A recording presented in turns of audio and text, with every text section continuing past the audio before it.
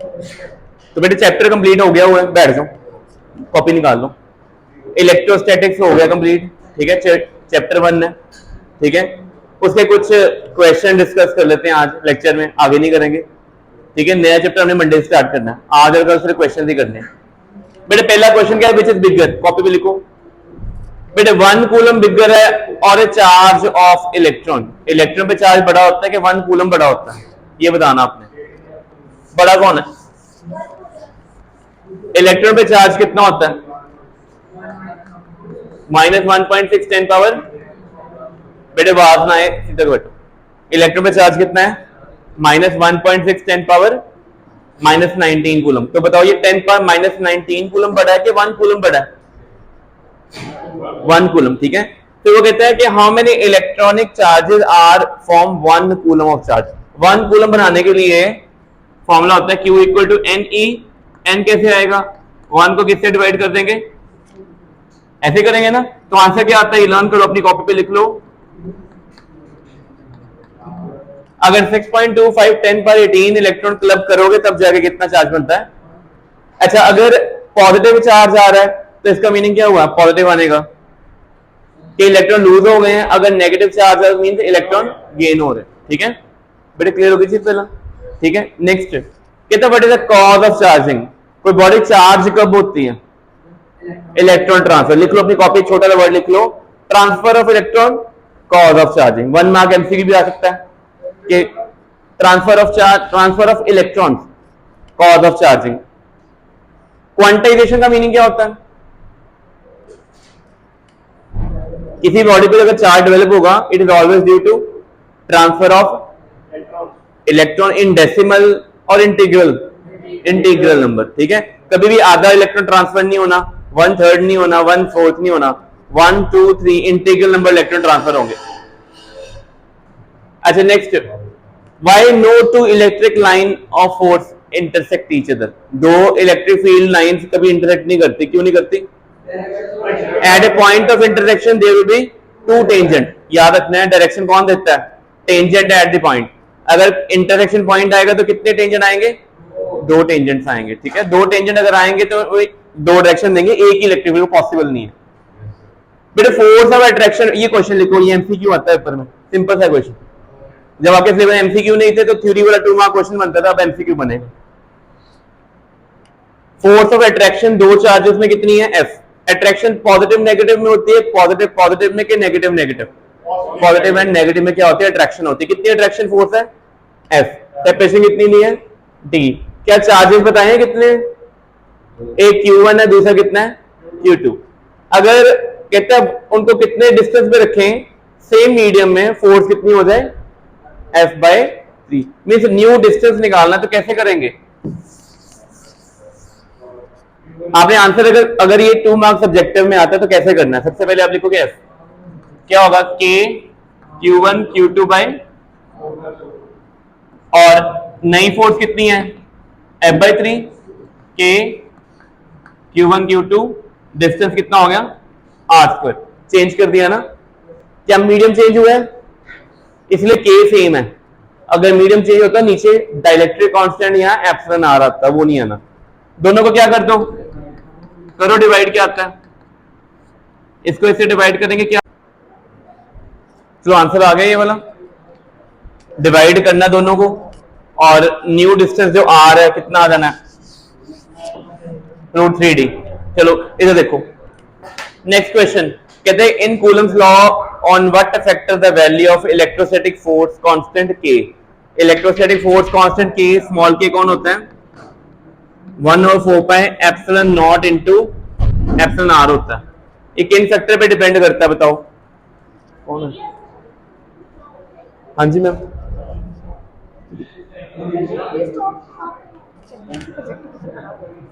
वो मेरी कबड़ में छोटी छोटी कबड़ है ना, खोलो, पीछे पे आया। हाँ हाँ, देखो इधर बेटे, ये हो गई चीज clear? In Coulomb's law on what factor the value of force constant K depend upon the permittivity of the medium. किस पे डिपेंड करता है? सिर्फ परमिटिविटी पे। और एप्सिलॉन नॉट क्या होता है? Permittivity of free space. और एप्सिलॉन आर क्या होता है, रिलेटिव परमिटिविटी। इन दोनों को क्लब करके क्या बोलते हैं, परमिटिविटी। बस आपने ये लिखना है, फॉर्मूला मेंशन कर देना और ये लिखना है। और द पेपर में यही याद है कि electrostatic constant is proportional to permittivity of medium. वो प्रोपोर्शनलिटी क्या है, एप्सिलॉन पावर 1 -1 2 -2।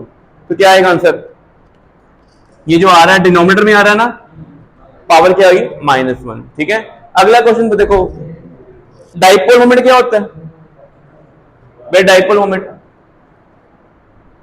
सीधा बैठ, डाइपोल मोमेंट क्या होता है, चार्ज इनटू सेपरेशन, और डायरेक्शन क्या होती है, -2।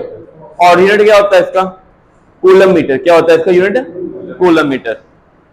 कहते हैं which orientation dipole place stable and unstable equilibrium. बताओ इक्विलिब्रियम कब आता है, पहले बताओ, तेन कुछ चाहिए था, उठ इधर चल के एक दिन। तो इक्विलिब्रियम कब अचीव होता है, मैं नेट फोर्स लिख लो अपनी कॉपी पे। डाइपोल इक्विलिब्रियम में कब होता है, पहले तो क्वेश्चन ही आता है, एमसीक्यू पेपर में आएगा, अ dipole is in equilibrium, what does it mean. 4 option होंगी, एक ऑप्शन होगी ट्रांसलेशनल इक्विलिब्रियम, एक होगी रोटेशनल इक्विलिब्रियम, एक होगी बोथ, एक होगी नन ऑफ दिस। तो अगर डाइपोल इक्विलिब्रियम में है तो ना वो रोटेट करना है, ना उसने पुश और पुल मिलना उसको। ठीक है, लिख लो, अगर डाइपोल इक्विलिब्रियम में है, it means in rotational and translational equilibrium, in rotational and translational equilibrium. जो बॉडी है वो या डाइपोल है, नेट टॉर्क भी 0 है, नेट फोर्स भी 0, ये भी लिख लो, ट्रांसलेशनल इक्विलिब्रियम, ये भी वर्ड यूज कर सकते हैं, या वो ये कहते हैं net force 0 net torque 0, both are 0। ठीक है, दोनों 0। अब क्वेश्चन आता है इक्विलिब्रियम तो अचीव हो गए, बट स्टेबल इक्विलिब्रियम, स्टेबल कब आता है, when dipole moment is parallel to electric field. लिखो स्टेबल इक्विलिब्रियम कब अचीव होता है, when dipole moment parallel to electric field. अगर इलेक्ट्रिक फील्ड और डाइपोल मोमेंट दोनों सेम डायरेक्शन में होंगे, स्टेबल इक्विलिब्रियम। स्टेबल का मीनिंग होगा, अगर ऐसी ओरिएंटेशन आती है, आपने इस डाइपोल को हल्का सा ऊपर नीचे पुश कर दिया, वो ऊपर पुश हुआ, फिर धीरे धीरे वापस आके फिर उसी ओरिएंटेशन में क्या होगा, सेट हो जाएगा। मतलब आपने थोड़े से डिस्टर्ब किया, उसको कोई फर्क नहीं पड़ेगा, वापस आ जाएगा। बट अगर डाइपोल की ओरिएंटेशन क्या हो, ऑपोजिट हो, आपने इसको हल्का सा ऊपर डिस्टर्ब किया, ये ऐसे आ जाएगा। ये कौन सा इक्विलिब्रियम हुआ, अनस्टेबल। लिखो अनस्टेबल इक्विलिब्रियम में क्या होता है, dipole moment opposite to the electric field, dipole moment. बेटे ये बताओ कौन सी क्वांटिटी होती है जिसका यूनिट न्यूटन पर कूलम होता है, फोर्स पर यूनिट चार्ज, कौन क्वांटिटी है, इलेक्ट्रिक फील्ड इंटेंसिटी। ठीक, बेटे what is meant by dielectric constant, dielectric constant क्या चीज है, डाइलेक्ट्रिक कांस्टेंट क्या होता है, ये जो एप्सिलॉन आर पढ़ते हो ना, ये जो एप्सिलॉन आर लिखा हुआ है, इसको डाइलेक्ट्रिक कांस्टेंट कहते हैं। लिख लो, डाइलेक्ट्रिक कांस्टेंट क्या होता है, ratio of permittivity of medium to the permittivity of free space. Free space की परमिटिविटी एप्सिलॉन नॉट है, मीडियम की परमिटिविटी एप्सिलॉन है, उनकी रेशियो को क्या बोलते हैं, डाइलेक्ट्रिक कांस्टेंट। ठीक है, क्लियर होगी चीज। Dielectric constant, ratio of permittivity of the medium to the permittivity of free space. ठीक है, अच्छा इसका अनदर फॉर्मूला भी होता है, एक और फॉर्मूला, ये लिख लो, पेपर में पता नहीं होता ना कौन सा फॉर्मूला, 4 ऑप्शन आ जाए, 4 ऑप्शन दे दें, 3 फॉर्मूले ये दिए हो, चौथा कोई और दिया हो, वो कहेंगे बेटा द फॉलोइंग इज इनकरेक्ट। ठीक है, एफ नॉट क्या है, coulomb force in free space, और ये क्या है, कूलम फोर्स इन मीडियम। ये क्या है, electric field in free space, और ये क्या है, इलेक्ट्रिक फील्ड इन। तो आपको पता होना चाहिए कि अभी तक इलेक्ट्रिक फील्ड पढ़ा ना हमने, 3 फॉर्मूले बनते हैं डाइलेक्ट्रिक कांस्टेंट के। पेपर में आएगा which is the following is formula, which the following is not the formula. ठीक है, क्लियर हो गया। पहले एमसीक्यू ऐसे आना क्योंकि ये क्वेश्चन डेफिनेशन वाइज आता था, अब एमसीक्यू हो गया है ना पेपर, अब डेफिनेशन ही पूछेगा, और वो क्या कहेगा, इनमें से किसका फॉर्मूला डाइलेक्ट्रिक कांस्टेंट के इक्वल है या कौन नहीं है, या पे जो फॉलोइंग इज करेक्ट और इनकरेक्ट, तो आपको याद रखना है।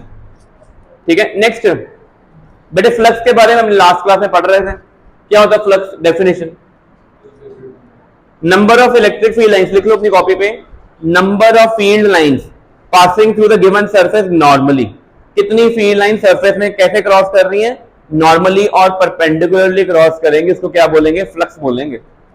Number of field lines passing through given surface normally.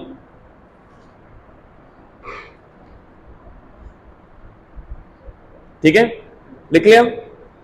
Kenya field line से सरफेस से परपेंडिकुलरली क्रॉस करेंगे, फ्लक्स है। यूनिट क्या होता है फ्लक्स का, न्यूटन पर कूलम मीटर स्क्वायर, लिख लो न्यूटन पर कूलम मीटर स्क्वायर। तो ये आपको पता होना चाहिए जितने भी क्वेश्चन नहीं है वाले। ठीक है, चलो अब क्वेश्चन आ गया, कहता है एक स्फेरिकल सरफेस है, रेडियस कितना है, उसके अंदर क्या है, क्यू चार्ज। कहता है रेडियस रिड्यूस कर दिया, आधा कर दिया, रेडियस का कितना कर दिया, फ्लक्स चेंज होगा कि नहीं होगा, दो केस बनेंगे, लिखो केस 1 केस 2। पहले क्वेश्चन लिख लो, ये क्वेश्चन नोट करो, if Q charge enclosed in a surface, if Q charge enclosed in a surface, ये लिखो statement, surface of radius capital R, surface of radius capital R, आगे क्या क्या है, if the radius reduce to half then what happen to the flux, अगर radius half हो जाए तो फ्लक्स को क्या फर्क पड़ेगा। तो केस 1 देखो, अगर चार्ज केस 1 में कहां पे है, सेंटर पे, अगर आपने रेडियस क्या कर दिया, नया सरफेस ये आ गया ना, पहली सरफेस क्या कौन सी, ये S1, नई सरफेस कौन सी है, ये S2। तो केस 1 क्या है, if Q charge is enclosed in both the surface, case 1 क्या है, if Q charge enclosed in both the surface, दोनों सरफेस में क्यू आया ही था, पहले में भी था, सरफेस छोटी कर दी तब भी क्यू आ रहा है। गॉस थ्योरम क्या कहती है, स्टेटमेंट क्या होता है गॉस थ्योरम की, कि फ्लक्स थ्रू क्लोज सरफेस किसके इक्वल होता है, किसी भी सरफेस क्लोज है उसमें फ्लक्स निकालना, वो किसके इक्वल होता है, बताओ, चार्ज एनक्लोज्ड अपॉन, तो फर्स्ट सरफेस में कितना फ्लक्स आना है, Q by epsilon not, second में भी कितना फ्लक्स आना है, ये पहला केस हो गया, नो चेंज, पहले केस में कोई चेंज आ रहा है, क्यों नहीं चेंज आया, दोनों सरफेस में चार्ज एनक्लोज था। ठीक है, केस 1 नहीं है, पेपर में आपको बताना पड़ना है, हो भी सकता है सेम, नहीं भी हो सकता, अगर सेम है तो दोनों सरफेस में क्यू एनक्लोज्ड है, ये लिखो पहले। तो गॉस थ्योरम हमें फ्लक्स की डायरेक्ट वैल्यू बताती है ओपन सरफेस के लिए कि क्लोज सरफेस के लिए, close. MCQ assertion reason, statement correct, वो कहेंगे for Gauss theorem applicable to any kind of surface, is it okay, it is applicable only to close surface, surface close होनी चाहिए, चाहे क्यूब हो, चाहे क्यूबॉइड हो, चाहे सफेयर हो, हेमिस्फेयर होलो नहीं होना चाहिए, ठीक है ना, खाली सफेयर नहीं होना चाहिए, प्लेन शीट नहीं होनी चाहिए, लग गया बताइए। सेकंड केस, अगर चार्ज क्यू यहां होता फिर नीचे आंसर क्या होता, ठीक है, लिख लो, सेकंड केस में लिखो case 2, if charge is outside the second surface, if charge is outside the second surface, दूसरी सरफेस के चार्ज क्या बाहर है, if charge outside the second surface, ठीक है, क्लियर होगी चीज पहला। अगर चार्ज दूसरी सरफेस तो बाहर है, पहली सरफेस ਦੇ ਵਿੱਚ ਤਾਂ इंक्लूडेड है ना, बट दूसरी ਦੇ ਵਿੱਚ ਹੈਗਾ, जे सरफेस ਦੇ अंदर चार्ज ही नहीं हैगा ਉਹਦੇ ਚ फ्लक्स निकलेगा, निकलेगा, हर साल क्वेश्चन आता है, इस साल भी क्वेश्चन आया है, ठीक है, एवरी ईयर फ्लक्स के ऊपर ऐसा क्वेश्चन आता है, सरफेस बदल देंगे, सरफेस को बढ़ा देंगे, छोटा कर देंगे, ठीक है, क्लियर होगी जी। आगे चलो, बड़ा अच्छा क्वेश्चन है ये वाला, कॉपर का सफेयर है, मास कितना है, कितने कंटेन नियरली कितने एटम है, 2 × 10 पर, अदरवाइज इस समय तो बता दिए, अगर 2 ग्राम कॉपर में एटम निकालने हो तो बता सकते हो कैसे निकालोगे, कैसे, 2 ग्राम कॉपर में कितने एटम होंगे, पहले क्या करेंगे, पहले मोल्स निकालेंगे, 2/63.5, और 1 मोल में कितने एटम होते हैं, 6 × 10⁻23, मल्टीप्लाई करेंगे ना, ये काम हमें करना पड़ना था, उन्हें पहले ही करके देता है, समझ लगे? मतलब एक स्टेप इजी हो गया हमारे लिए, पर पेपर में स्टेप इजी नहीं होगा, वो 2 ग्राम ही लिखेंगे, एटम आपको खुद निकालने पड़ने, ठीक है? चलो आगे कहते हैं, कहते चार्ज ऑन न्यूक्लियस कितना चार्ज है? 29 ही, प्लस 29 ही के माइनस 29 ही? 29 ही क्यों आया? 29 ही क्यों आया? 28 या 30 क्यों नहीं आ गया? फिर कॉपर के न्यूक्लियस ਦੇ ਵਿੱਚ ਕਿੰਨੇ प्रोटॉन ਹੁੰਦੇ ਆ? 29। एटॉमिक नंबर कॉपर का कितना है? 29। जिंक का कितना है? 30। ठीक है ना? और चीज क्लियर हो गई पहले? जितना एटॉमिक नंबर होगा उसको E से मल्टीप्लाई करो, उतनी प्रोटॉन्स आएंगे, चार्ज आएगा। क्या निकालना है? कहते व्हाट फ्रैक्शन ऑफ इलेक्ट्रॉन, देखो कहते कितने इलेक्ट्रॉन इसमें निकाल लें कि चार्ज कितना हो जाए। अगर एटम है, एटम में 29 ही प्रोटॉन है, तो इलेक्ट्रॉन कितने होंगे? 29 ही होंगे। अब कुछ इलेक्ट्रॉन क्या करने पड़ने में, पहले में चेक करना हम कितने इलेक्ट्रॉन निकाल लें। लिखो पहले अपनी कॉपी पे, ठीक है? स्टेटमेंट लिखो। क्वेश्चन इजी नहीं है, ठीक है? सिर्फ एक पार्ट इजी हुआ कि उन्होंने नंबर ऑफ एटम दे दी, नहीं तो वो भी काउंट करने पड़ने थे, ठीक है? तो इस सिलेबस में पेपर में डिफिकल्ट क्वेश्चन कैटेगरी में आता है, कंपिटेंसी बेस्ड क्वेश्चन है ये वाला, जिसमें आपको सोचना पड़ना। लगाना तो Q इक्वल टू N ही है, बट N कितना होगा, और फ्रैक्शन पूछी हुई है वो भी निकालनी है।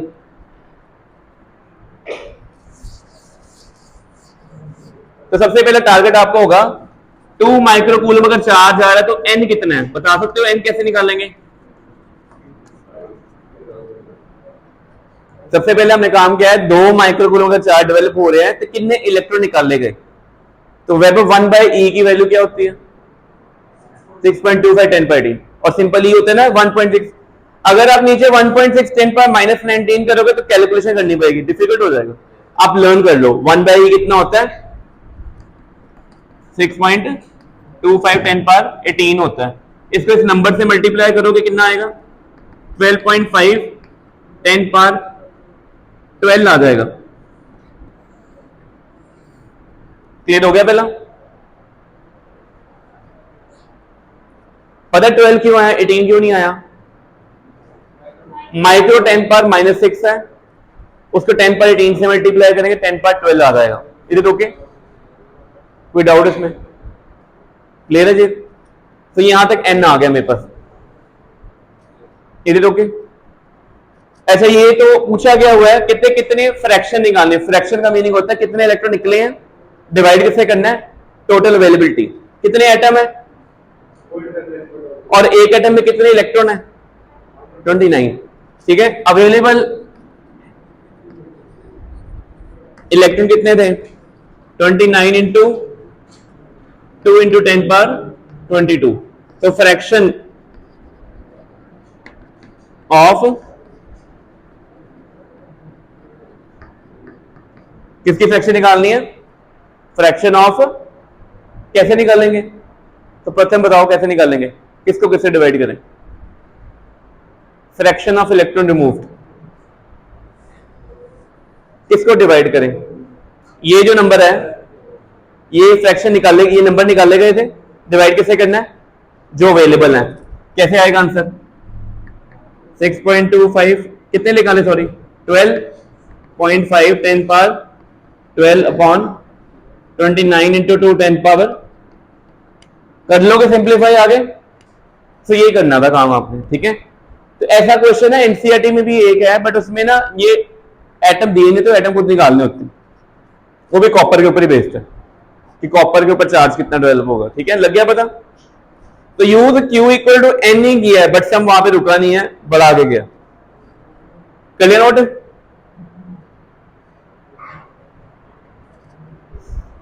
नोट कर लिया? अगला क्वेश्चन लिखो, फ्लक्स से ऊपर क्वेश्चन आया, ऐसा क्वेश्चन है रसियत दादा, बिल्कुल सेम आई कैप जे कैप में, ठीक है? डॉट प्रोडक्ट्स के हमने फ्लक्स निकालना है, ठीक है? इस साल आया हुआ था क्वेश्चन। हाँ जी, 4th क्वेश्चन नोट करो, शॉर्ट में लिख लो ना। एरिया कितना है, 5 इंटू 10⁻³ जे कैप। एरिया कितना है जे कैप में। इलेक्ट्रिक फील्ड ये दी हुई है। अच्छा, यूनिट ध्यान रखना, यूनिट क्या होना चाहिए, एसआई में होना चाहिए। क्या मीटर स्क्वायर एसआई यूनिट है, क्या न्यूटन पर कूलम एसआई यूनिट है, बिल्कुल है। ये दो चीजें लिख लो और साथ में लिखो फाइंड फ्लक्स, शॉर्ट में लिख लो, ठीक है? इलेक्ट्रिक फील्ड कितनी है, एरिया वेक्टर कितना है, तो फाइंड फ्लक्स।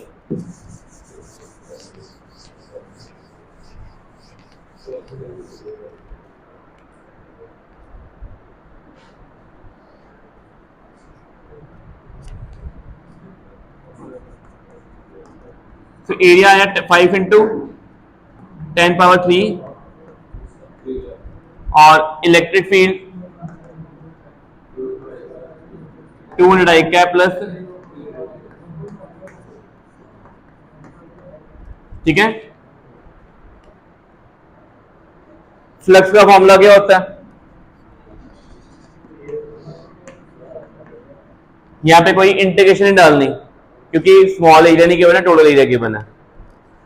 बेटे जब डॉट डॉट करेंगे आई डॉट आई 1 होता है, जे डॉट जे 1 होता है, के डॉट के कितना होता है 1, बट आई डॉट जे 0, के डॉट आई 0 सारे 0 होते हैं यहाँ पे। तो जे डॉट जे वाला टर्म बचना है बस, तो कितना आना है 305 10⁻³ न्यूटन पर कूलम, और डायरेक्शन नहीं होती फ्लक्स की, it is only magnitude, vector quantity नहीं है, स्केलर, ठीक है। सबसे सिंपल क्वेश्चन है, 2 मार्क क्वेश्चन आता है ये वाला, एमसीक्यू भी आ सकता है, हो गया, एमसीक्यू भी बन सकता है पेपर में ये वाला, ठीक है। तो आंसर निकाल लेंगे। अच्छा एक हाँ बस इतना ही पूछा हूं उन्होंने, हो जाएगा। अगला लिखो, अगला क्वेश्चन, ये भी फ्लक्स के ऊपर बेस्ड है। फ्लक्स के ऊपर हर साल क्वेश्चन आता है, आपको भी आना, ठीक है। इस चैप्टर में सबसे इंपॉर्टेंट टॉपिक कौन है, इलेक्ट्रिक फ्लक्स है। 2, 3, 1 मार्क क्वेश्चन आने ही आने। चल रही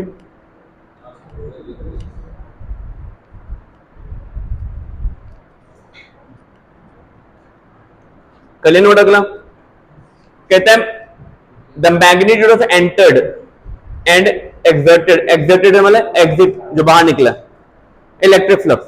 बेटे सरफेस में फील्ड एंटर कर रही है, तो सरफेस के अंदर चार्ज नेगेटिव होगा कि पॉजिटिव, फील्ड लाइंस एंटर कर रही है। एंटर वाला जो पॉजिटिव चार्ज होता है वो लाइन को खींचता है कि एमिट करता है, तो अगर सरफेस में लाइंस एंटर कर रही हैं तो मतलब वहां पे क्या होगा, और लाइंस निकल रही मतलब क्या होगा। तो आपने जो फ्लक्स पॉजिटिव होता है वो कौन होता है, एमिटेड, और जो एंटेड वाला फ्लक्स क्या होता है। तो टोटल फ्लक्स कितना आना है इस सब में,